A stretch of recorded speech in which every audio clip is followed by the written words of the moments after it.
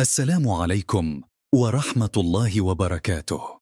موعد مباراة ودى النصر والأهلي في الدوري السعودي، وتبدأ المباراة يوم الخميس 13/2/2025 على ملعب الملك عبدالله الدولي.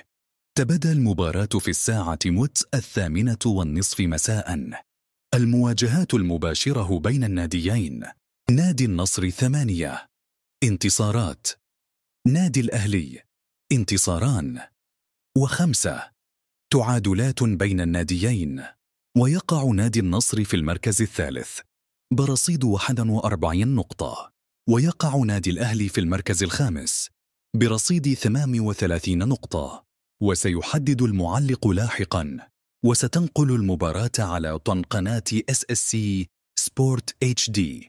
ولا تنسى الاشتراك في القناة ليصلك كل جديد.